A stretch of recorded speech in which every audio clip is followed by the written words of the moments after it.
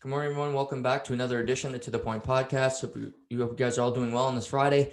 So we head into a rainy weekend here in New Brunswick, but what a fantastic night last night. And no, I'm not talking about the Maple Leafs Vancouver game. If you came today to hear about Leafs Vancouver, maybe we'll save that for tomorrow because today I'm going to be talking extensively about the NFL draft. At the end, if there's time, I may throw in some info about the East Division. But Leafs Vancouver last night, Edmonton Calgary. I honestly could care less. I know who won the games, but last night was about football. It's about the future, new prospects from the NCAA coming into the league, and what a draft it was. We heard before that this may be the most intriguing draft that there's ever been. Mel Kiper Jr., who's done over 40 of these drafts, said that himself, doing mock drafts and just looking at the potential chess pieces moving around the board, and they didn't disappoint last night. It started at 3 with a shocker to me because of all the reports telling us that Mac Jones would be going to the San Francisco 49ers. But we're going to go through it all today. Even after the top 10, I think there's some really interesting picks, some gambles, some guys that actually fell out of the first round that I thought would go. Some players reuniting. We'll talk about the LSU connection, also Clemson with Jacksonville, what they're doing. So really intriguing, and we're going to dive into it all today. So obviously the draft starts, and the first thing I want to touch on is just seeing a crowd at the NFL draft. Again, I don't, as you guys know, if you listen to the podcast, I don't listen to sports with the sound on. I did listen, obviously, to the draft last night. My guy Louis Riddick was on the panel, and anytime he's talking about football, I listen. I think he's one of the most knowledgeable football minds in the game right now, and he's great. Obviously, you got Mel Kiper, who knows a lot. You got Schefter, who's breaking reports, but seeing a crowd, seeing those passionate fans, people of Cleveland, they're some of the most passionate football fans in the world. They care so much about their team, and I loved seeing that. Seeing the fans of different teams, even the reactions when they select a player that they don't have a clue who he is, yet they still give it that old college try and be like, "Yay, we got him!" But that's good stuff. The draft, seeing some players be at the draft, go up to hug the commissioner, Roger Goodell. That was fine. I mean, I don't need the hug, but people like doing that, so that's always good. And then there's the big chair in the middle of the stage. That was odd. They just put a fan of a team in there every time, and they didn't really do much when Goodell got up there. I don't know what the purpose was. It was like the Game of Thrones chair sitting up there, just collecting COVID. But great for the chair. I don't know. Goodell, I think, made the 25th pick sitting in the chair. So interesting night, but all in all, I liked the look of it and the way that teams were handling it. And of course, Roger Goodell being on the stage again, not in his basement, was a welcomed addition after last year's draft. But the draft started as we thought it would. First pick, Jacksonville Jaguars select quarterback Trevor Lawrence out of Clemson. And this was really done deal since he was beaten out by Ohio State in the college football semifinal. Trevor has had, I think he had a really good college career, but I think people thought it would be better. In his freshman year, he gets the start after the fourth game, replaces Kelly Bryant. Bryant eventually transfers, but Trevor Lawrence comes in. They go undefeated. They win the national championship. He looks fantastic. The next year is his sophomore season. He's okay. He has some bumps in the road. They do eventually get to the national championship game. They lose to Joe Burrow and LSU. Burrow and LSU were undefeated. They were a juggernaut team, so no shame there. Jamar Chase, Joe Burrow, and Clyde Edwards-Helaire were just tearing it up. And, Trevor Lawrence didn't have his best game either. Threw 2 picks in the game, but nevertheless. Then last year, it was a weird year. It was a weird year for everybody, including college football, where Trevor Lawrence actually had COVID, so he missed 2 games. He was a little inconsistent, and he played the college football semifinal, where he was outplayed by Justin Fields, who we'll talk about. But I still think he's a great quarterback. Obviously, he's heading into a situation where he's going to Jacksonville, where they have not had quarterback success in a long time. They had a quarterback that go to Super Bowl was David Garrard, who is an average to below average quarterback. I assimilate him to Trent Dilfer. If you remember the 2000 Ravens, when Dilfer was just basically a set piece for them, and they had the great defense with Ray Lewis and Ed Reed to spark that win. But Trevor will be good, but don't expect him to tear up the league right away, at least in my opinion, because it's going to be a transition. They were 1-15. They have some holes in that team. They got Chanot Jr., who looks like a really good wide receiver. They got James Robinson, who was a diamond in the rough find at running back, a fourth-round pick. He rushed for over 1,000 yards last year, was third in the NFL in rushing, so that's a good piece. But you look at their tight end position, it's pretty weak. Their offensive line could use some work. They did re-sign Cam Robinson, who has been a pillar of success at left tackle. But Trevor will have success, but it's just patience, drafting the right way. They did draft a player later that we'll talk about to join him. But it's about finding the right, the right complement of players to play with him and giving him protection. More than anything this year, you want him to grow. You want him to develop, but you don't want him to be Joe Burrow 2.0, where Joe Burrow had no offensive line and he was hurt and he blew out his knee. You don't want that for Trevor Lawrence. You don't want your number one overall pick to be going down and then to pick up high again. You'd like to at least be competitive. They're in a division where the Colts look strong. The Tennessee Titans are pretty strong. The Houston Texans will not be a strong team. So they could finish third. I think Houston, they're still up in the air because they still have Deshaun Watson. He's going through his legal troubles. He wants out of Houston. So who knows how that goes. But I think a goal for them would be to finish third in this division because the Colts are Super Bowl contenders. And I think the Titans are right there as well with their strong team and a good complement of players that they've accumulated over the past couple of years. So that pick was no surprise. Trevor Lawrence was going to go number one, and he did. So no surprises yet. That brought us to the New York Jets, where the Jets, they've been searching for a quarterback since really Joe Namath. They had Mark Sanchez. They had some success with him. They got to 2 conference championship games, but he was never the focal point. Rex Ryan's defense, really with Darrelle Revis, led that team to their success. Sanchez was just there, kind of, again, a Trent Dilfer type quarterback where he didn't make mistakes, but he didn't push you over the top. And 3 years ago, the New York Jets had the 3rd overall pick, and they selected Sam Darnold out of USC.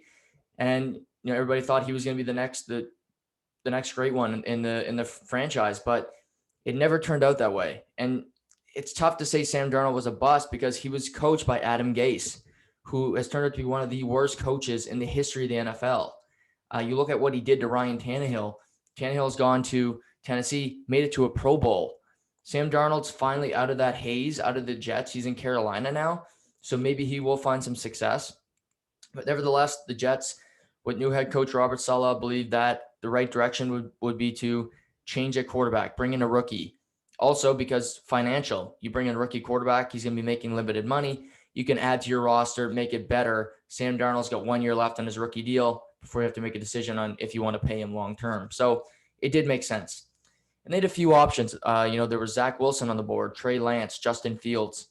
And if it was me, I would have taken Justin Fields. I think he's the second best quarterback in this draft. But it's been known forever that they were taking Zach Wilson. Not really sure why. He does have a lot of flair.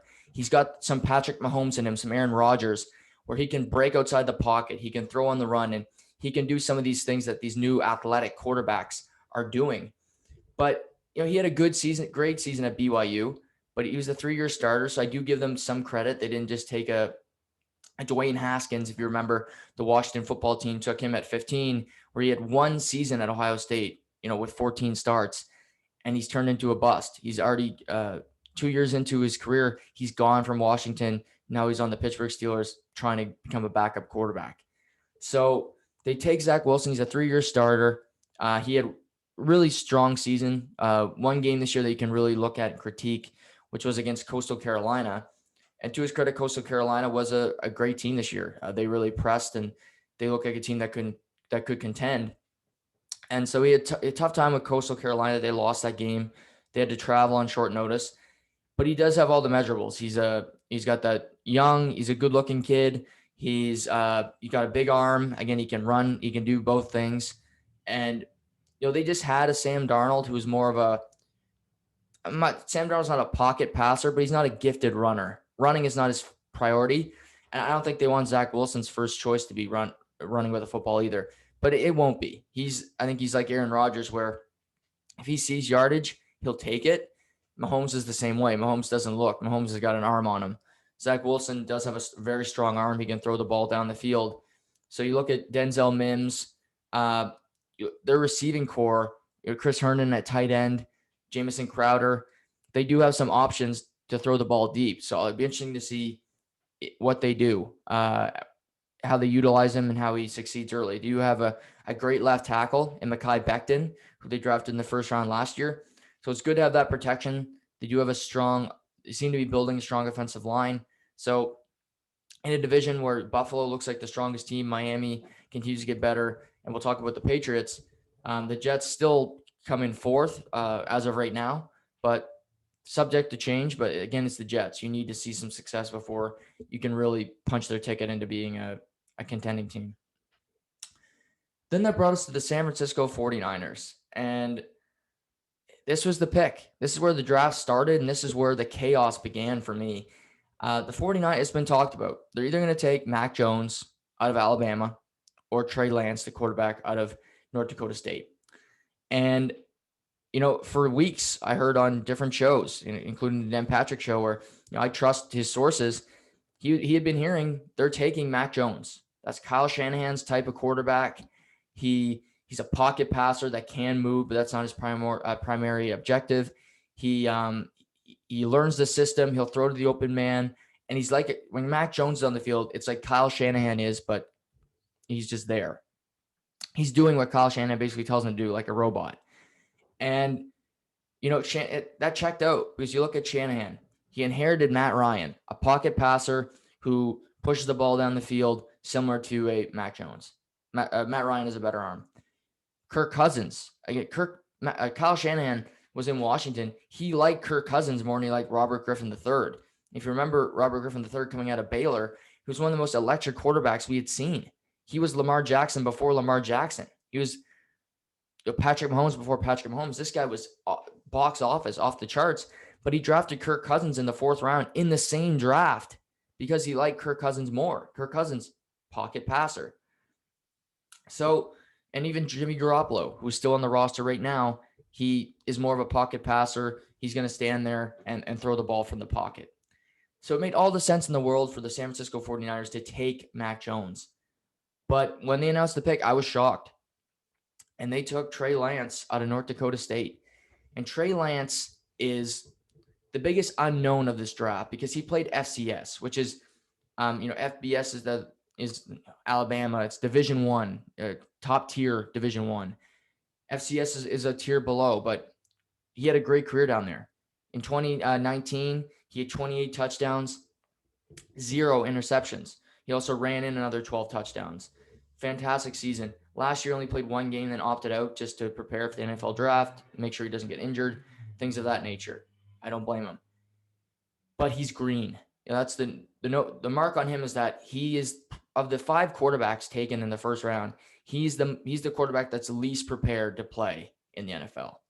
That he'll need more time just to work on mechanics. And he's been working with former NFL first overall pick, Tom House, who was picked by the Cleveland Browns. He's been working on him on mechanics, trying to learn how to do it more effectively, throw from the pocket. And Tom House does have a relationship with Kyle Shanahan. And the 49ers traded up with the Miami Dolphins for the 3rd pick, giving away 2 first-rounders in the next 2 drafts. And they have to believe that they can teach Trey Lance the way they want him to play quarterback. I still think you got to let him use his athleticism because that's what's gotten him this far. He does have a strong arm. Can he rein that in? Can he hit guys open down the field? If you recall, the 49ers were 1 completion away from winning the Super Bowl. Jimmy Garoppolo had Emmanuel Sanders. Sanders had about 2 steps on him. He overthrew him. You catch that ball, the 49ers are Super Bowl champions. And are they even selecting Trey Lance in this spot? But they must be thinking, we're close. We got Nick Bosa. We got Deebo Samuel, Brandon Ayuk, Raheem Mostert. Our defense keeps getting better and better with Fred Warner. can Trey Lance make the throw that Jimmy Garoppolo couldn't? And I think that's what they looked at and said, we got a good enough team to get back there. We're in a loaded division with the Rams, who just acquired Matthew Stafford. They still have the best defensive player in the world in Aaron Donald. You got the Cardinals, who have added. You got Kyler Murray. You still have D-Hop. They get J.J. Watt. They got Chandler Jones back healthy. So they're a threat. And then Seattle, they still have Russell Wilson. They added to their offensive line in free agency. And they've won, they won the division the past 2 seasons. So it's a locked up division. But they must look at Trey Lance and say, this guy's the future. He can lead us into the promised land. And it surprised me because I thought it would just be Mac. I thought Mac Jones would go to San Francisco, and that would really shake up the draft because I think it changes the next pick a little bit. Other than San Francisco, I don't believe there's many teams that wanted Mac Jones in the first round. I think they had a low grade on him. Trey Lance would have been taken in the top 10. And obviously we see what happens with the other 2 quarterbacks, but Trey Lance goes to San Francisco. Kyle Shanahan's got his guy now. And what this does to me, tells me too, is that Jimmy Garoppolo will be a 49er at the start of training camp, and I think week 1. Because I've mentioned Trey Lance is not ready to start in the NFL. You need Jimmy Garoppolo to be that bridge quarterback where you've seen him, he can be competitive. He can win football games. And maybe Trey Lance doesn't play at all next year. And that's not a bad thing. That doesn't mean that Aaron Rodgers sat for 4 years behind Brett Favre. I don't think Trey Lance is going to sit for 4 years. Quarterbacks don't do that anymore.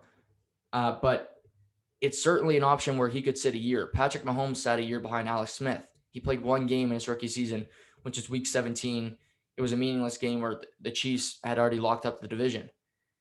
So Trey Lance could start again. Jimmy Garoppolo is an injury-prone quarterback. Trey Lance could easily get into games next year. I think he will play games next year. But I think this also means that Jimmy Garoppolo will be a 49er come week 1. And that means that, that took him away from the New England Patriots, who I'm sure would have loved to reacquire Jimmy Garoppolo. Bill Belichick loves him. That's well known. But with this pick, it tells me that he's staying put and he's going to at least play out this year in San Francisco. And he might be a mentor, then be, the backup quarterback when Trey Lance eventually comes in. But it tells me that 49ers have one of the best quarterback options in the NFL, where you have a proven starter. He's won playoff games. He's gotten his team to a Super Bowl. Then you have your rookie quarterback, your quarterback of the future, who can learn the new system, learn the offense, and eventually come in and take over for Jimmy G. So ultimately, it's a gamble, I think, for San Francisco, but he's got the most upside of any quarterback in this draft, and they decided to take him. And he's got a ton of athleticism. Seems like a great kid, and I don't blame them for taking a shot. He's only 20 years old. He's young, and you'll have a lot to learn. But Shanahan's an offensive genius. Mike Shanahan's behind the scenes as well there. So you got both Shanahans who have had great success with quarterbacks.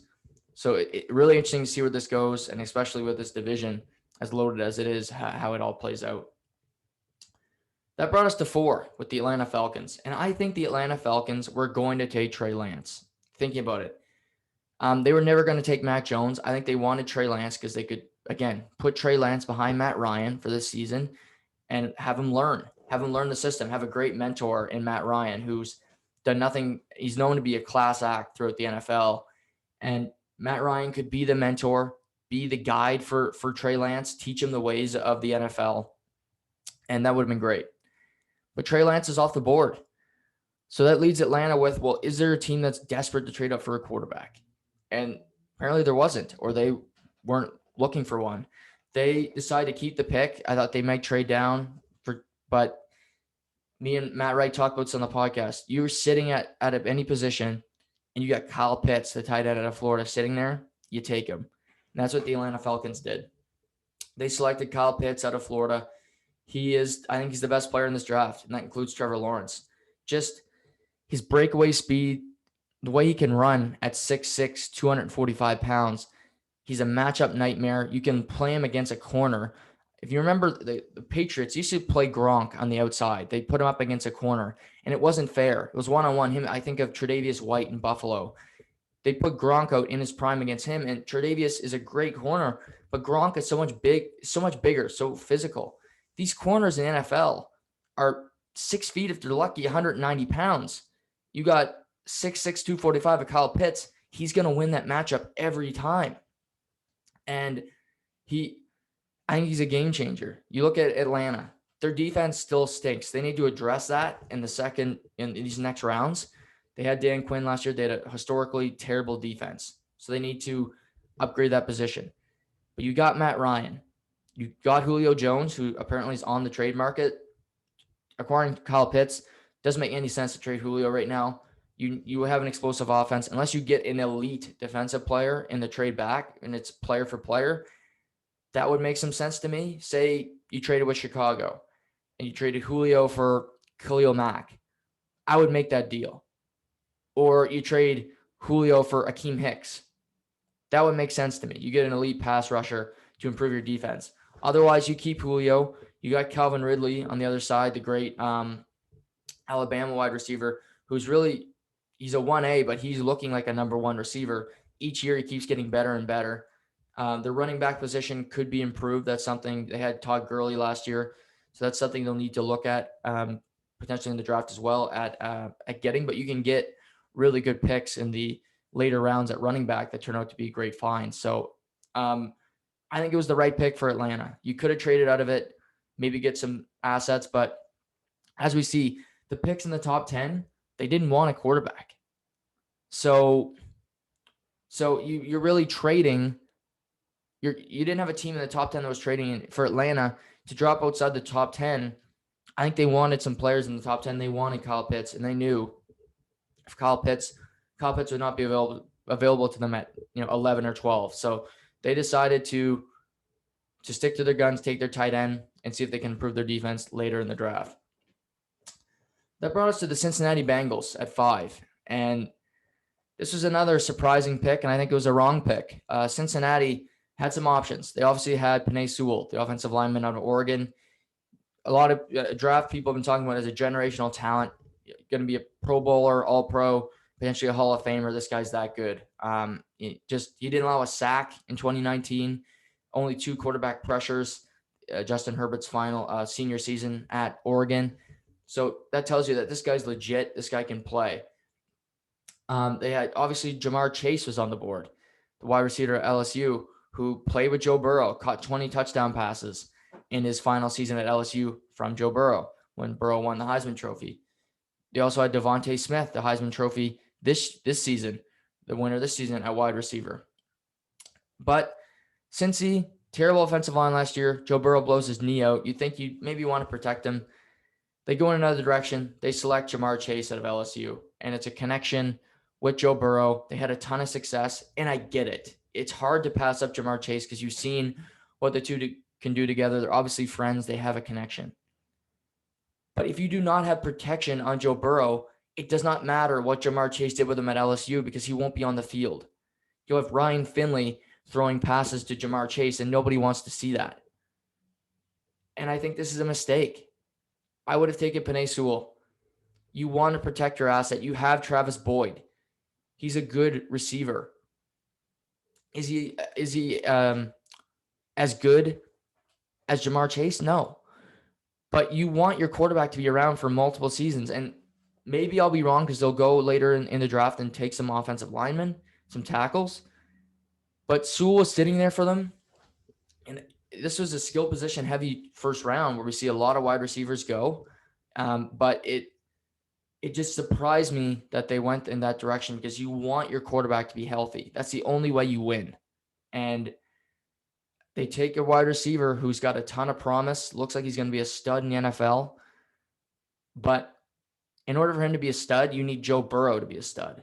And if his knee's in a cast, well, Jamar Chase is meaningless because Ryan Finley is not throwing the same ball that Joe Burrow is. Or, Brandon Allen, insert quarterback here. So I think this was Joe Burrow's pick. Cincinnati's been told in the past that players like to leave the organization. They get really sick of it because they never spend any money. They never make people happy. Well, they got Joe Burrow, and I'm sure they went to him and said, who'd you rather have? And of course he's going to say Jamar Chase. He's a wide receiver. Taking a tackle is not a sexy pick, but more often than not, it's the most important pick that you can make because he protects your quarterback, your most important asset, the guy you need in order to win Super Bowls, to win playoff games. And they decide not to go in that direction. They take Ja'Marr Chase, and a surprising one. That brought us to 6, the Miami Dolphins. And this pick, again, surprised me, and I think it was the wrong pick. Miami had a couple. They were going to take a wide receiver. They were going to take Pitts if he was available. Was not available. They're going to take Ja'Marr Chase if he was available. He was not available. So they traded down from 3, then to 12, moved up to 6 with the Eagles. And I see it as a flop because they did not get either of the guys they wanted, in my opinion. They wanted Ja'Marr Chase. They wanted Kyle Pitts. Neither of them were available. You needed to trade up higher. You needed to somehow get into that 4 pick or 5 to guarantee that you get Pitts or Chase. So you're sitting there, and to me, it's obvious. You could have made up for, that blunder if you select Devante Smith, the Heisman Trophy winner, at wide receiver out of Alabama. He's done nothing to hurt his draft status since he had a terrific season, one of the best seasons a wide receiver's ever had in the NCAA. And for some reason, because he's 166 pounds, because he's smaller, he's getting hurt for it. And we've seen small receivers do well. I mentioned Wes Welker the other day, Steve Smith Sr., Julian Edelman to an extent. These guys are not huge men. Devante Smith can run routes better than any person in this draft. But what do? The Dolphins, they take his teammate, Jalen Waddle, the wide receiver. And Jalen Waddle's great. I think he'll be a good punt returner. He's quick. But last year he breaks his ankle, so he misses pretty much the whole season. And he's getting a draft bump more than Devante Smith, who played every game. That doesn't make any sense to me. Tua played with both of these guys, and maybe Tua liked Jalen Waddle more. But asking your quarterback who you should take is not the way you do business. And maybe the Dolphins didn't. Again, they're taking one of the 2 Alabama receivers. He's played with both of them. But I don't know how Jalen Waddle has a higher grade on your draft board than Devante Smith. He's so good. And I'll mention where he goes, but I'm a huge Devante Smith fan. Again, I don't root for any team, but I want Devante Smith to go into this league and tear it a new ass, because the disrespect that he got shown last night, it honestly pissed me off, because he's done everything right. Again, he didn't opt out like Ja'Marr Chase. He didn't opt out like Penei Sewell. He played last season, lit it up, and is now dropping in the draft. But we'll see where he goes, and we'll talk about it here in a second. So Miami, in my opinion, Jalen Waddle's got a ton of talent. He can be a great receiver in the NFL. I thought he'd fall a bit, and the Ravens would trade up and select him. But he goes to Miami at 6, which was a surprise for me that he would go that high. So that's 3 position players right in a row. You got tight end with Pitts to Atlanta, you got wide receiver Ja'Marr Chase to Cincinnati, and then wide receiver Jalen Waddle to Miami. That brought us to Detroit. I thought Detroit would be a team that would be looking to trade their pick, move down, potentially still get a good defensive player, and a team could move up and draft a quarterback. And if you remember at this point, there's still Justin Fields, there's still Mac Jones available. And Detroit, right after Miami selected Waddle, their pick was in. They were not trading that pick. They clearly liked somebody that was still on the board. They probably didn't anticipate that this player would be available. And they go with offensive tackle, and they take Penei Sewell. You saw their draft room. They look ecstatic that Penei Sewell was available. And I'm sure they would have been open to trading the pick, but they said, holy crap, a generational tackle is available. We're taking him. You build your team, of course, with your quarterback. After that, it's your offensive line out. If you don't have a good offensive line, you're never going to make it. Your running game is going to struggle. They just re-signed Taylor Decker. They have Frank Ragnow at center, who's just got his 5th-year option picked up. And now you get Penei Sewell. Maybe, just maybe, Detroit will finally have a running game. It's been years since they've had a strong running attack, really since Barry Sanders. And I don't think they have a strong running back on the roster. But like I said before, you can go into later rounds of this draft, find some good running backs that you can take. And Detroit address their offensive line. You get Penei Sewell. He plugs and plays. He will be playing next year for Detroit. You got another really 2 strong offensive starters on the O-line. And you also protect your new quarterback in Jared Goff. Goff is a guy that's really been tossed around, basically thrown in a garbage bag, and people have been kicking him. But he got his team to a Super Bowl. He's a former first overall pick. I don't think he's a terrible quarterback. I think he'll keep the Lions competitive. And also, you get an offensive line. So if Jared Goff's not your future, well, down the line, you can draft your successor and you feel comfortable about him being protected and him not getting, run over like Joe Burrow was in Cincinnati. So a good pick for Detroit. You can never have too many good offensive linemen because, again, there's injuries and also because you need your quarterback to be protected and improve your running game. So Detroit does not trade their pick and go to a quarterback. I thought that might happen. That brings us to 8, Carolina. And Carolina's team, I thought, me and Matt Wright, as you guys know from the podcast, we called each other about 5-6 times last night because we just love this stuff. We geek out. And I'm like, well, Carolina, they traded Teddy Bridgewater to Denver. So on their roster, they got Will Grier, who was a third round pick a couple years ago, PJ Walker, who was a signing from the XFL, and Sam Darnold, who they traded for. And I said, well, Justin Fields is right there. He's from the Georgia area.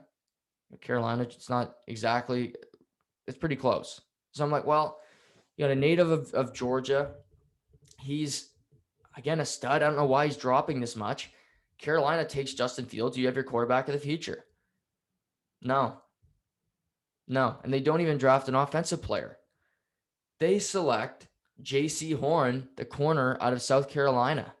And this might have been the most surprising pick of the draft for me because Patrick Surtain was available. He's the top corner in this draft. And he's a lockdown corner. He's physical. I don't know. Clearly, they had a higher grade on J.C. Horn, and he's a great player. He's got a lot of potential. He's kind of a rover. He can move around. He can play some slot. He can play cover corner. But Surtain was available, and I just didn't think Carolina was going to take a cornerback.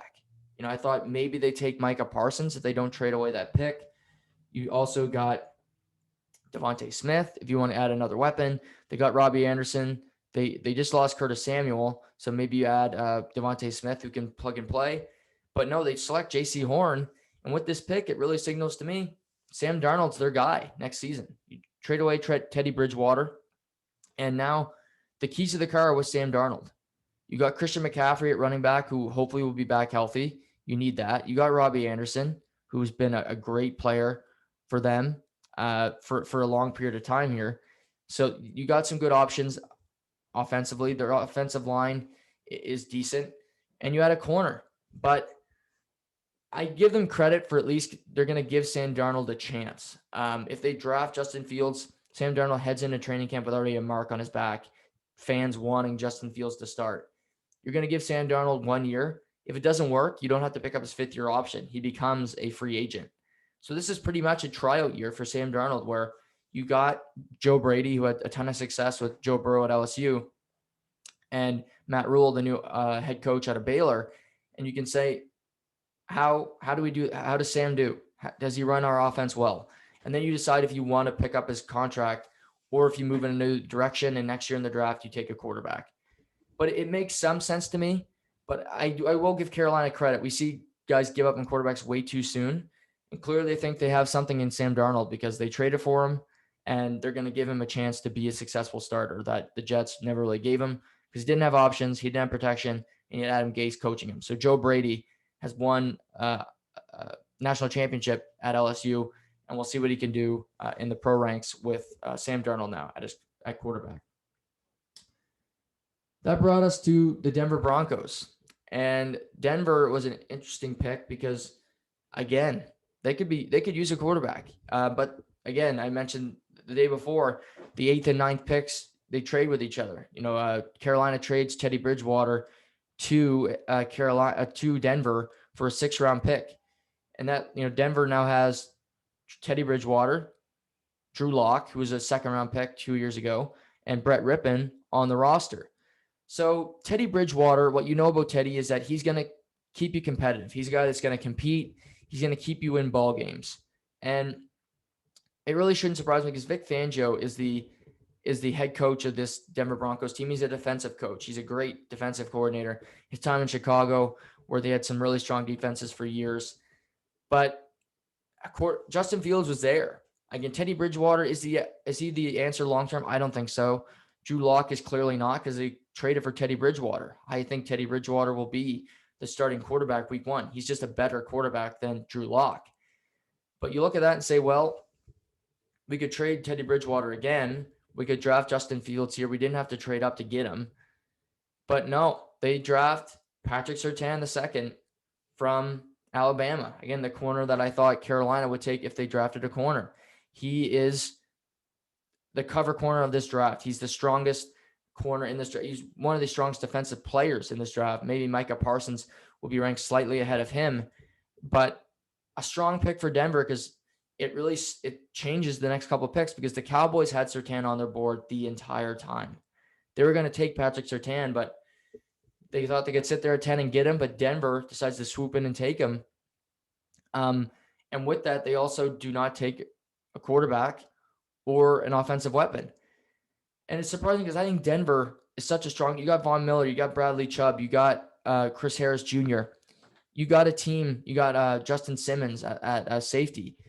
They have a team that's built to win a championship now, but they're just without a quarterback. And I'm not saying a rookie's going to go in and do that, but I thought Justin Fields is better than Teddy Bridgewater. He's better than Drew Lock. He's better than Brett Rippon, but they do not go in that direction. So that surprised me. But again, they draft Patrick Surtain. He's a great corner. I think he'll do great things in Denver. But again, another team that could draft quarterback that doesn't. So they keep slipping. That brings us to 10 with the Dallas Cowboys. And I think this was a smart move by Jerry Jones and the Dallas Brass. I think they were a little shook that Patrick Surtain was not available. At 10, they were going to take Patrick Surtain. I'm sure they're in the draft room saying, oh, shit, Surtain's not available. What do we do? So what do? Well, they swap. They trade their pick to their division rival, the Philadelphia Eagles. In return, they get the 12th pick, which was the Eagles. So they moved down 2 picks. And they also get a third rounder today. It's a third round pick in 2021. And at first I'm saying, well, Philly's not going to draft a quarterback, are they? They do have Jalen Hurts. They have Joe Flacco as their backup. They've said they're going to give Jalen Hurts the chance to be the starter this year. They drafted him in the second round last year. But teams now, they have zero patience with quarterbacks. I said, could it be? But they didn't have to trade up with Dallas, because the Giants at the 11th pick aren't going to take a quarterback. So, of course, me and Matt Wright get on the phone and we say, well, it's got to be Devante Smith. They must be worried that the Giants are going to select Devante Smith. And we talk through it, and as we're on the phone, they make the pick. The Philadelphia Eagles select wide receiver Devante Smith from Alabama. And it makes perfect sense. I talked about him a lot in this podcast already. He's a flat-out stud. He's the best route runner in this draft, Heisman Trophy winner, breakaway speed, so tough to cover. And he played with Jalen Hurts at Alabama. Again, the connection. We've seen a lot of, we've seen so far, Jamar Chase with LSU, with Joe Burrow. We see Devante Smith with Jalen Hurts. We've seen Jalen Waddle with Tua Tagovailoa. And this is incredible stuff. To see this, I think, is a perfect ad for Philly. I don't know if the Giants were going to take Devante Smith, but Dallas must have put the fear of God in them that they were, because the Giants, they do have Darius Slayton, they do have Evan Ingram, they do have they have some options, but they do draft a receiver later in the draft, so maybe they would have. So Dallas trades away the pick to Philly. Philly gets Devante Smith. That brings us to the Giants with 11, and maybe they were going to trade Smith, because what do? They trade their pick. Again, interesting. The New York Giants trade the number 11th pick to the Chicago Bears for the 19th pick in the draft, next year's 1, and a 4th. So clearly this signals the Chicago Bears are trading up to draft a quarterback. I'm sure they're sitting there in the war room, Ryan Pace and Matt Nagy, saying, are you kidding me? Justin Fields is still available? And they couldn't take the chance. They had to trade up. And I give them a ton of credit. You're not going to sit there in your walk year for Ryan Pace and Matt Nagy, where if you stink this year, you're getting fired. Period. It's going to happen. You let Mitch Trubisky walk. You keep Nick Foles. And who do you sign? Andy Dalton. Andy Dalton's your answer, QB1. Well, There's competition now because Chicago trades up. They get their guy. They draft Justin Fields out of Ohio State. Finally, I think this guy is going to be great in the NFL. Not good, great. He's been taking a ton of heat. He drops to 11, which is ridiculous to me. But he's shown so much toughness at Ohio State coming back in games where he could have sat out. We've seen guys opt out. This guy played through broken ribs. He played through injuries. Again, he wanted to come back and play football this year. He was the catalyst in the Big Ten to come back and play football. Everybody says, whoa, it's health, and you shouldn't have played football anyway. Who gives a shit? That's not my mentality. It's just sports. It's what I love to do. He wanted to come back and play. Guess what? It did nothing for him to play this year. It hurt his draft status. But he wanted to play football. This guy loves the game. People that question his love for the game, they can kiss my ass. He cares about football. And the Bears, I worry about him going to the Bears because the Bears is a quarterback wasteland. But I got to hope for the best. They got David Montgomery at running back. He's great. You got Allen Robinson, who they just franchise tagged. He's a great option to have. Cole Kmet looks like a tight end that can develop. Their offensive line is still, and they got a great defense. So they promised Andy Dalton QB1. I don't think it's guaranteed at all. I think Justin Fields will be ready to start week 1. Again, training camp will be interesting. I'm sure it'll be a battle. They still have Nick Foles on the roster, who's due $9 million. I think you got to find a way to get rid of him because you don't need 3 quarterbacks in your roster. And Nick Foles really doesn't bring you anything anymore. So, but the Giants trade away, the Bears trade up, and this was an interesting development because I didn't know if they'd have the assets to do it, but they trade away next year's 1 to get up to do this. And they get their guy in Justin Fields. And I give credit to teams that do this, that don't just sit there and hope. You got a guy that you like, trade away the assets, get the quarterback now. Andy Dalton's not your future. Nick Foles is not your future. They're both backup quarterbacks. They're both journeymen. So get a guy that you think you can develop and turn into a starter for 10 plus years to come for the Chicago Bears. And they really haven't had a quarterback that you can have 100% faith in since Jim McMahon. Jay Cutler had a cup of coffee, but you never had trust that he was going to be 100% committed because he never was 100% committed. At 12, the Dallas Cowboys, again, they trade away their pick. Smart because they get the 12th pick. They draft linebacker Micah Parsons out of Penn State. People say he's the best defensive player in this draft. I think Surtain's right there, but Parsons, he opted out of this season, so we haven't seen him play in a while. But in 2019, he was an explosive player, looked fantastic. If he could have, left the league after his sophomore season, it would have been great for him because he still would have been drafted high. But he was, he said in his interview, his parents are huge Dallas Cowboy fans growing up. He grew up liking the Cowboys, so he gets to go to his favorite team with the 12th pick. Dream come true for him. And he is now a Dallas Cowboy, and they need the defensive help. Last year, they had 3 games where they had given up over 300 yards rushing. That's pathetic. They had Sean Lee retire at linebacker, so he's another guy that can plug and play. The Wolf Hunter, a.k.a. Leighton Vander Esch, is always injured, so they could use him. And Jalen Smith is a guy that is injured constantly. So I think Dallas could have made another pick. I think they could have took Rashawn Slater, the tackle from Northwestern. They have injuries. Last year, you look at Tyron Smith, he's hurt every year. He's had neck problems. I don't really know how he keeps playing because it seems like every year he's got a neck issue, and eventually when you keep hearing neck issues, eventually the doctors say you can't play anymore. Zach Martin was injured a lot last year. They lost Travis Frederick, who retired. So I think Rashawn Slater would have been a smart addition. He improves your offensive line. Maybe Zeke can find his game again in that running attack.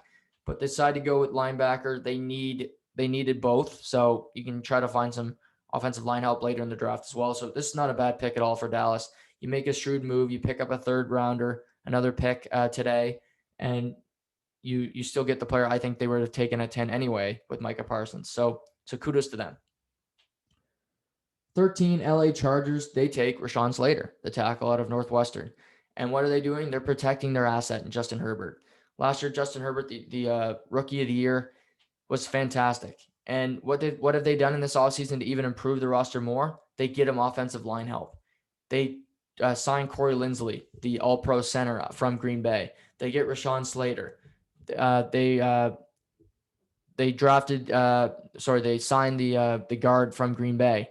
So two guards out of Green Bay. So they have an offensive line now. They have Austin Eckler. They have speedy receivers that can make catches. They got Keenan Allen, who's a stud. You got really good depth at tight end. So the Chargers are a team that's trying to protect their asset. They know what they have in Justin Herbert. He's their future, and you protect him. And Rashawn Slater, some say he'll be a better player than Penei Sewell. And for Northwestern, it was the first time they've had a player taken in the first round since 2005. So really impressive feat for Northwestern and coach of the year, Pat Fitzgerald.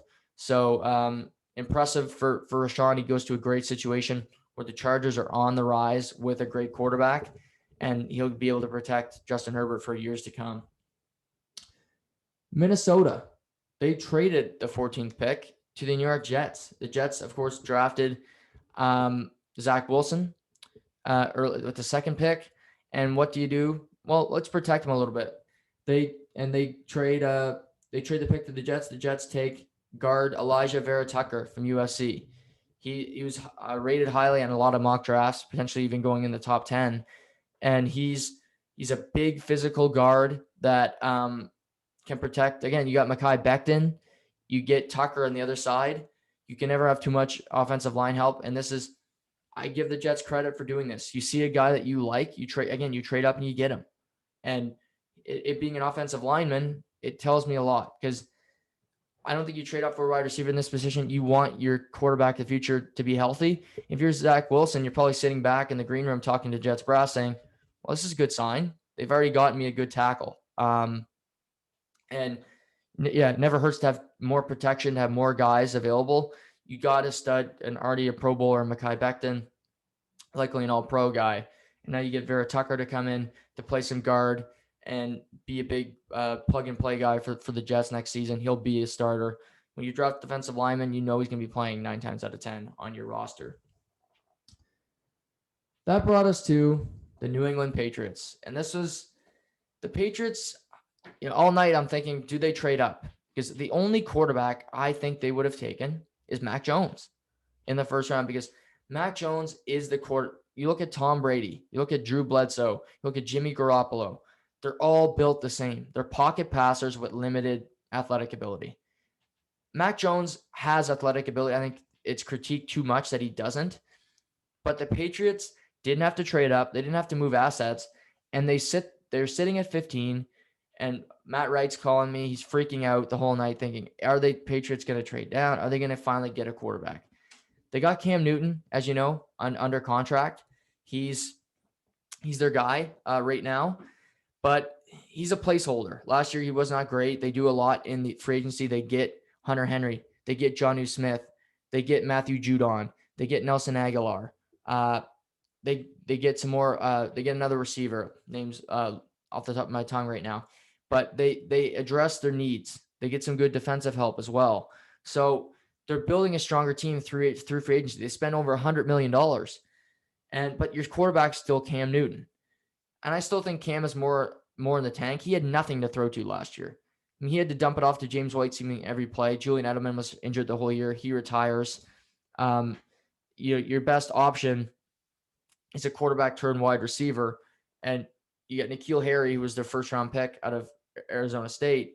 He is terrible. He can't catch the ball. So New England has a couple options. Still some receivers on the board, but, do they take a quarterback? Well, New England drafted their quarterback of the future. They get Mac Jones out of Alabama at number 15. And I think this is really smart. For Bill Belichick, you don't have to trade up. You don't trade away any assets, and you just get the quarterback you wanted anyway. I think New England would have traded down from this pick if San Francisco takes Mac Jones. And this is the ripple effect of the draft, where if San Francisco takes Mac Jones, New England, I think, trades down, because they're not taking any other quarterback, and no other quarterback is available. Because Trey Lance would have been taken. I think Justin Fields would have been taken too. Mac Jones was the guy where I think the 49ers had him high and the Patriots liked him a lot. Other than that, teams across the league weren't high on Mac Jones. Again, limited athletic ability, I think they look at his arm and say there leaves something to be desired. He was playing with the most elite talent in the world at Alabama with Devante Smith and Jalen Waddle and John Mechie III and Najee Harris, and having a great offensive line. So that's all true. But again, Mac Jones still had to make the throws. So I look at New England. I don't blame them at all for taking Mac Jones. I don't know if he's going to be a great NFL player. It's so hard to read Alabama quarterbacks. You look at A.J. McCarron, looked like a guy who's going to be great. He's turned into a backup quarterback his whole career. Tua Tagovailoa, still too early to say. Jalen Hurts, again, still too early to say. Will he be a good quarterback? But Mac Jones is your prototypical pocket passer. And Bill Belichick, Josh McDaniels, they've had a ton of success with Tom Brady doing exactly that. So maybe this is the perfect combination where you get a pocket passer who will just stand there, make the correct throw, make the smart throw to open receivers. You know Mac Jones can do that. He did that for a whole year at Alabama. He has limited tape, didn't play a whole lot of games, but I think it's a good pick for New England because you didn't have to do anything. You have a quarterback sitting there, you take him, you had him high on your board. You don't just let him slip by. Bill Belichick, the Patriots, they get their guy, so to speak, with Mac Jones. Now, I'm going to critique ESPN here because, and me and Matt Wright talked about this last night on the phone. When the Bears traded up to get Justin Fields, what does the broadcast pan to? Justin Fields on the phone. Then New England's on the clock. Who do they pan to? Mac Jones is on the phone. Just for a little, this is probably not breaking news to anybody, but when you select a player, you give him a call before you make the pick, so he knows. You see a little bit of celebration before. They do that both times with Fields and Mac Jones. What do people watch the draft for? Other than if you're just a casual fan, you watch for quarterbacks. Where are they going to go? And it was obvious before the pick that Justin Fields was going to Chicago, Mac Jones is going to New England. It's idiocy to me. You want intrigue. You want people to be like, I want Matt Wright to shit his pants. Say, are they going to take him? Like, are they going to take a guard? And I couldn't do that because I'm like, oh, well, they just called him. Look how excited he is. Look like he's crying. Mac Jones is going to the Patriots. And it's such a mistake from the broadcast. Don't do that. We want suspense. I do anyway. I don't just leave it be. And to know 2 picks before they're made, and they're such huge picks, they're quarterbacks. They're the future of franchises. Are they going to be great players? Are they going to be a bust? We don't know. But that's where the disconnect is to me, where the broadcast just simply made a mistake. And they did it twice in about 10 minutes. Like, you think you would have learned from the Justin Fields thing? Don't pan to Mac Jones, camera guy. Let New England fans worry a bit. They've been at their life easy for years. Let them sit there and think, are they going to take him? Or, oh, God forbid, are they going to trade down or draft tackle? Are they going to take Zaven Collins, the next picks that Arizona took? What's going to happen? So, but New England's got their guy, but ESPN, get it together. It's not, don't pan to the quarterback on the phone because it tells us who they're going to take. This was like an NHL draft move or an NBA. This is supposed to be, this is the better draft. Of course, still is. When it comes to, I love all drafts, but this is way more intriguing because you know the prospects way more. But again, just a flop there from ESPN where you tell people who the team's taking before they take them. And as a fan and just as a person watching, I'd rather be surprised. I like surprises. Again, the Trey Lance pick, I had no freaking clue who they were taking. Loved it. Again, Arizona, they take Zaven Collins, linebacker out of Tulsa at 16, kind of moved through a couple here. Las Vegas, they take Alex Leatherwood out of Alabama. That was a surprising pick because he was drafted in a lot of big boards, around 50 as the top prospects. But this is John Gruden. Last year, he took a player around the same spot in the draft that was ranked 66th. So he takes a Leatherwood that was around 50, not projected first-round pick. So John Gruden making a few different splashes. He doesn't care what players are ranked, clearly. Miami Dolphins, they had 2 picks in the first round, and their second pick's an interesting one. I think he can be a huge impact player. They draft defensive end Jalen Phillips out of Miami. This guy has so much potential. He, again, is a sack machine when he wants to be. He doesn't have to move far playing in Miami. The big thing for him is, can he stay healthy? That's the big question. He's had injury problems his whole career at Miami. But when he is healthy, he's one of the most dynamic pass rushers in the game. And they need a pass rusher. That's one thing that they're missing. They need an elite pass rusher on their defensive side to really make them a threat. And Jalen Phillips could be that person. I think he can be a double-digit sack guy in the NFL. But again, can he hold up physically? And that's still to be determined, because we haven't seen him play a whole lot of football where he doesn't have a nagging injury, where he doesn't go out with something in a game.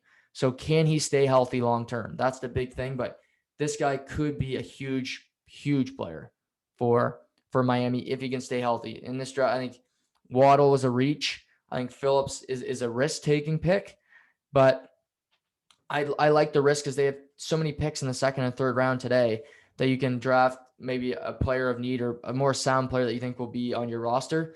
I don't mind taking this gamble because Phillips can be the best pass rusher in this draft if he's healthy. I don't even think it's that close. And again, he's the first defensive end off the board, which is crazy. Pass rush is so important. You go quarterback, tackle, and then pass rusher is the three most important positions in the game to me. And a defensive end, the first pick off the board at 18. So that tells you this draft is a wide receiver heavy draft, skilled position player heavy draft, and obviously 5 quarterbacks going in the top 15 tells you that it was a quarterback heavy draft as well. 19, the Washington football team take Jalen Phillips. They take Jamin Davis out of Kentucky, linebacker. The Washington football team's a team I thought may want to move up. Chicago kind of got the beat on them. New England gets Mac Jones. So they don't get a quarterback. They have Ryan Fitzpatrick under contract. They got Taylor Heineke. So they kind of have 2 quarterbacks that are middle of the pack. They are in a weak division, so that doesn't mean that they can't compete for a division title next season. But they're definitely a team that could have drafted a quarterback, and I think they will in the second or third round. But to have Ryan Fitzpatrick be the perfect mentor. We saw what he did with Tua Tagovailoa last year. I think Fitzpatrick will be the starter, but maybe they take Kyle Trask. Maybe they take Mills out of Stanford. There's a few other Kellen Mond out of Texas A&M today, because I think the Washington football team is a perfect team to have a quarterback go in, sit behind Fitzpatrick, learn, and just take knowledge from him, because Tua clearly loved him last year. And they had a great relationship, and I think Fitzpatrick will do the same thing to whoever comes into that locker room next year as well. That brings us to the New York Giants, who obviously had the 11th pick. They traded it with the Bears. They're now on the clock. I think they wanted Devante Smith clearly, but the Eagles got the jump on him. But they take a similar type player who this guy's a punt returner. He's a slot receiver, I think, in the NFL. They select Kadarius Toney out of Florida. This guy's an electric player. If you watched Florida last year, Kyle Trask was throwing to 2 guys, Kyle Pitts and Kadarius Toney. And when Toney was hurt, it hurt Florida's offense a lot. Toney's really fast. Again, I think he's going to return punts for the Giants. I think he brings them a new element where he can play in the slot. You got Darius Slayton. You signed Kenny Golladay. You got Evan Ingram. You throw Kadarius Toney in the slot. This is going to be the make or break year for Daniel Jones. A few years ago, they got Daniel Jones with the 6th overall pick. I think they had the 17th pick originally. I think they could have taken him there. He was not high on very many draft boards. It was similar to Mitch Trubisky, where the Bears trade up, get him at 2. They didn't have to trade up that high. Nobody was taking Mitch Trubisky at number 2 out of North Carolina. But it's great because you got Saquon Barkley coming back from a torn ACL. I mentioned all the weapons. They have a decent offensive line. Their defense is improving with likes of James Bradbury back there at corner, one of the best corners last year in the NFL. So Daniel Jones is going to have all the weapons he needs to succeed. And this will be on him to see if he can do it. Can you be a starting quarterback in the NFL? Because you're not going to get more weapons. Toney's going to play the start of next year.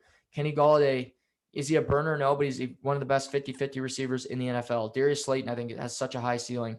Evan Ingram, yeah, he comes and goes. When he's on his game, he's an elite receiver. So we'll see what happens there. But big, I like the draftee from the Giants. They get better. They add a strength. Their wide receiver group is a strength.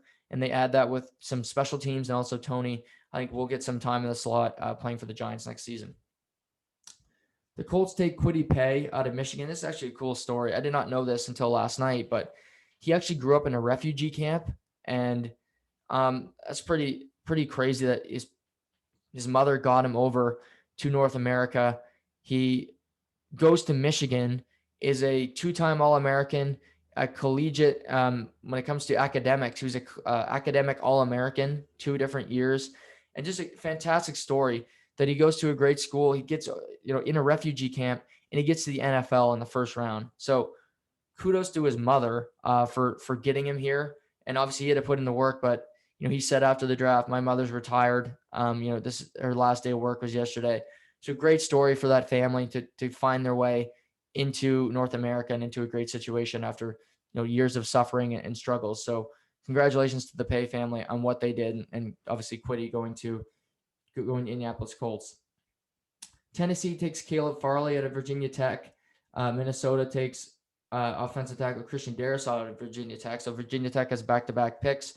Farley is a corner that's highly rated. He has had some injury problems. He actually had back surgery in March. So there's some concern about him and his durability long-term. So that's kind of why he dropped. And Darrisaw was a good offensive tackle. We saw 2 goal already, so he's the third one off the board.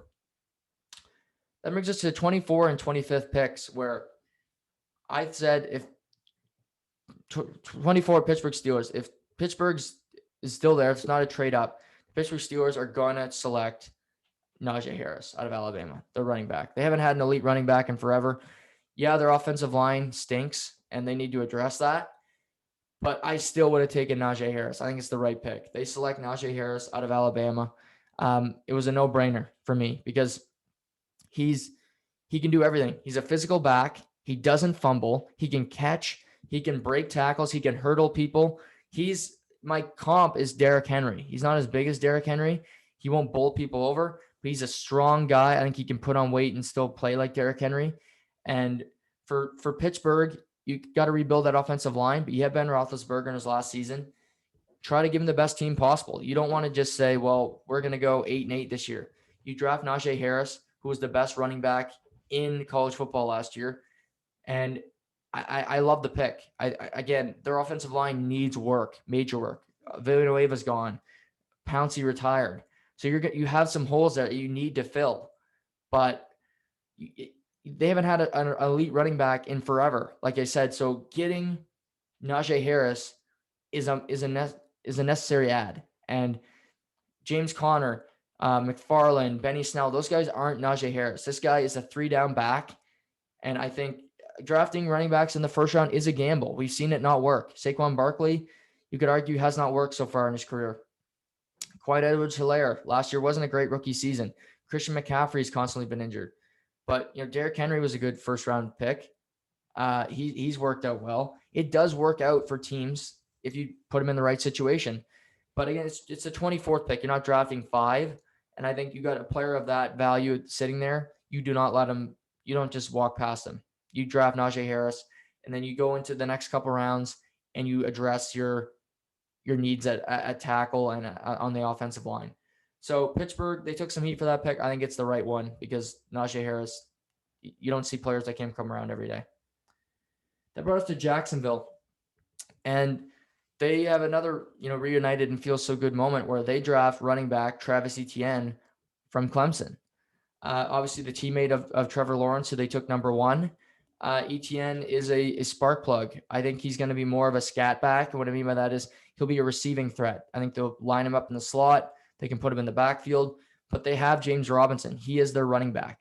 He's a guy he's okay catching the football, better at running the football, and ran for over 1,000 yards last year. I don't think this signals to me that they're going to trade James Robinson. That doesn't make any sense because I think Etienne's a really good player, but I think he's, again, in the NFL, he's more of a guy that's going to be a receiving threat than a running threat. Obviously, he will get some carries, but James Robinson is that guy that you want on first and second down. You can bring in Etienne on third down. You can put him in the slot in different plays. And obviously, this is a good thing for the relationship with Trevor Lawrence to start. He gets a teammate, a guy he trusts right away. Etienne was a great player in college at Clemson, breaking the record for most rushing yards there, doing a lot of great things. So him and Lawrence have a good relationship. They have a connection. And Urban Meyer, the new head coach, says, well, let's go to Clemson. We got another pick in the first round. Let's get him Travis Etienne. He could be a game breaker for this team. So, again, they could have went offensive line, but they go with running back. They get a teammate for Trevor Lawrence, and I don't blame them at all for doing that. Cleveland takes Gregory Newsom II from Northwestern. So 2 picks from Northwestern in the first round. Just tells you that the program is getting better. They're getting higher recruits. They haven't had a first rounder since 2005, like I said before, prior to this draft. So they get 2 in the first round, which is crazy. Baltimore needs a receiver. That's been known for a while, and they got one. They draft Rashad Bateman out of Minnesota. Bateman, they could have taken Elijah Moore, who actually fell outside the first round, but Bateman was a really good receiver at Minnesota. He did a lot of things well. He's fast. He can break out of cuts. I like him more than Elijah Moore myself, so I like this pick for Baltimore. They needed to take a wide receiver. They don't have an elite one. Again, Hollywood Brown, he's a burner, but he's not a 50-50 guy. Mark Andrews is a tight end, but he can only do so much. They lost Willie Snead. They got Devin Duvernay. He's a punt returner. He's kind of like Kadarius Toney. So they needed a receiver that could be a number one. And that's a lot to ask of Rashad Bateman right away. But I like the ad of Rashad Bateman because he can turn into a guy. He's not a guy that's just going to be throw the ball down the field. He can go into in cuts. He can win those battles and help Lamar Jackson establish a passing game in Baltimore that's really been missing since he got there. The Saints draft Peyton Turner from Houston. Again, the next couple of picks. Green Bay takes Eric Stokes out of Georgia.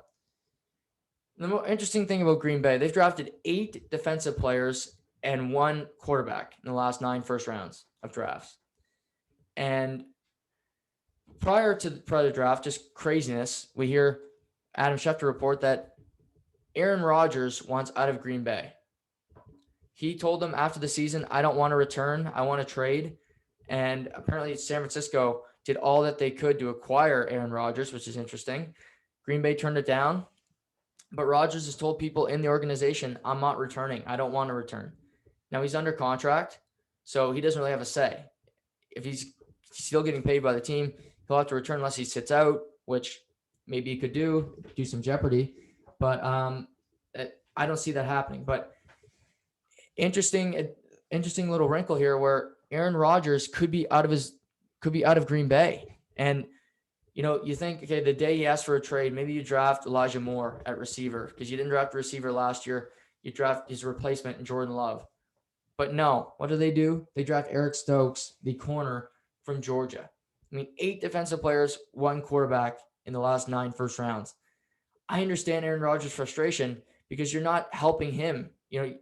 Drafting his replacement, again, adding a defensive player does help, but give him a receiver. Yes, you got Allen Lazard. Yes, you got Devontae Adams, but Valdez-Scantling, these guys can be replaced. I think Elijah Moore is a guy that they like. I think it was reported by Matt Miller from ESPN that the Packers really liked Rashad Bateman, so they did not get him. They decided to go with Stokes. But it's going to be interesting to see what Green Bay does. Does Aaron Rodgers end up playing there next year? I think he will. I'd be shocked if he didn't, to be quite honest, because it's the quarterback position set right now. Teams are set with their position, their money. They spent all their money. It's going to be hard to move that contract out of Green Bay. And again, I don't think he'll move, but we'll see what happens down the line here. Aaron Rodgers wants out of Green Bay. Maybe it's just a smokescreen. We saw him after they lost the championship game where he was pretty frustrated. But who knows where this goes in the next couple of weeks when it comes to Aaron Rodgers and the Green Bay Packers. Buffalo selects Gregory Rousseau out of Miami, defensive end. And then next 2 picks are both linebackers for Baltimore and Tampa Bay. And that ends the first round of the draft. And as you say, I just went through the entire draft. Still the Aaron Rodgers intrigue is still there. What happens with him? There's also a report issued that Tim Tebow has worked out for the Jacksonville Jaguars as a tight end. He's 33. He's been out of football for years. He was playing baseball, playing AA, retired in the fall. Now he's working out as a tight end. He played for Urban Meyer at Florida. They won 2 national championships together. But, he's not trying out as a quarterback. He's trying out as a tight end. I'm not I'm not a Tim Tebow fan. I think, people, do I really want to go into this? Yeah, sure. This is me to a T. People hated Colin Kaepernick for taking a knee. And I get it. Me and my dad have had constant debates about this. And I actually really like the discussion with my father because he has a different perspective than me. He grew up when there was, more civil unrest and, wars, things of that nature. There's still wars going on right now, obviously, but it's a different time. He's 53. I'm 22. But Tim Tebow took a knee every time he got a touchdown, signaling to God, which if you're religious, that's fine. I don't have any problem with that. But what's the difference between Kaepernick taking a knee, trying to talk about civil unrest, and Jesus? But Tebow got praise for praising Jesus, but you had Kaepernick who's actually trying to do good things in society, and the guy gets killed for it. And I realize this is a weird way to end a draft podcast, but it irritates me that Tim Tebow is this global figure, and everybody loves him, and he's, lovable Tim Tebow, and he's Christ Jesus and all this. Well, Colin Kaepernick, I'm sure he believes in God. I'd be shocked if he didn't. But you have a guy who's trying to do better for the world, and you have a guy who just needs the center of attention because he takes a knee every time he throws a touchdown pass. Like, I don't know. If you have any thoughts about this, leave it in the comments because I'd love to hear it. I find it funny that Tim Tebow gets second and third chances. Colin Kaepernick can't get a second chance for doing the right thing.